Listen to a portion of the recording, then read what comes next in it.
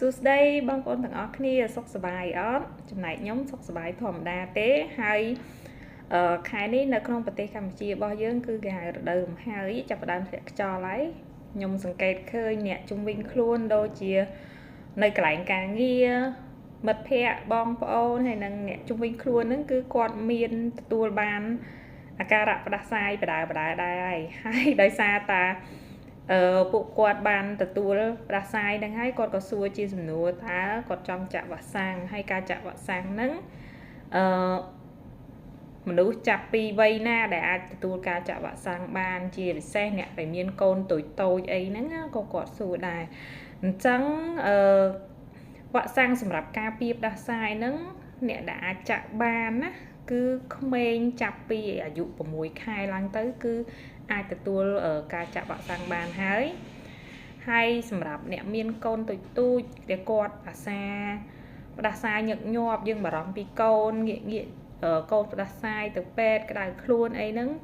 គួរតែចាក់ការពារពួកគាត់ទៅហើយក្រៅពីក្មេងចំពោះមនុស្សពេញវ័យវិញណាអ្នកដែលគួរតែចាក់វ៉ាក់សាំងការពារផ្ដាសាយគឺអ្នកដែលមានបញ្ហាសុខភាព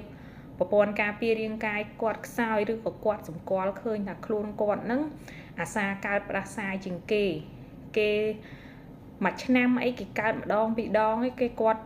ងាកគ្រាន់តែជួបអ្នកដែលផ្ដាសាយបន្តិចគាត់ឆ្លងត្រូវតែភ្លៀងបន្តិចក៏គាត់ឆ្លងហើយឬក៏គ្រាន់តែធ្លាក់ខ្យល់ភ្លៀងក៏គាត់កើតមានអាការៈផ្ដាសាយឬក៏កើតជំងឺផ្ដាសាយនឹងញឹកញាប់ជាងគេបុគ្គលទាំងអស់ហ្នឹងក៏គួរតែទទួលការ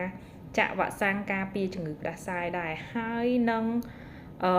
ប្រជាជនមួយចំនួនឬក៏បុគ្គលមួយចំនួនដែលគាត់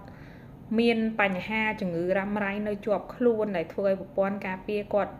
រាងកាយគាត់ខ្សោយនឹងដូចជាអ្នកដែលធ្លាប់មានជំងឺសួតរ៉ាំរ៉ៃជំងឺសួតធ្ងន់ធ្ងរអ្នកដែលមានជំងឺលើសឈាមទឹកនោមផ្អែមមានជំងឺបញ្ហាបេះដូងឬក៏គាត់មានជំងឺដែលធ្វើឲ្យរាងកាយគាត់ខ្សោយបញ្ហាខូចកលៀនខូចតម្រងនោមអីអស់ហ្នឹងក៏គួរតែទទួលការចាក់វ៉ាក់សាំងការពារជំងឺផ្ដាសាយទៅហើយនៅមានទៀតអ្នកដែលមានជំងឺថ្លើមរលាកថ្លើមប្រភេទ B ប្រភេទ C ឬក៏បុគ្គលមួយចំនួនដែលគាត់មានជំងឺរ៉ាំរ៉ៃជាប់ខ្លួនដូចជំងឺរបេងអីក៏គួរតែចាក់វ៉ាក់សាំងការពារផ្ដាសាយដែរហើយនៅមានបុគ្គលមួយចំនួនផ្សេងទៀតដូចជាស្ត្រីមានផ្ទៃពោះហើយហ្នឹងកំឡុងពេលកំពុងតែមានផ្ទៃពោះគឺយើងអាចចាក់វ៉ាក់សាំងការពារជំងឺផ្ដាសាយបានដែរគឺការពារដើម្បីកុំឲ្យ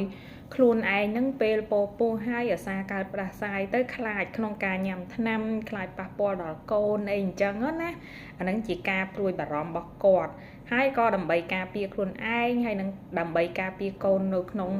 ផ្ទៃផងដែរនៅក្នុងវីដេអូនេះការចាក់វ៉ាក់សាំងការពារជំងឺផ្ដាសាយខ្ញុំមានតែប៉ុណ្្នឹងទេបងប្អូនហើយក៏ជូនពរបងប្អូនទាំងអស់គ្នាឲ្យមានសុខភាពល្អជៀស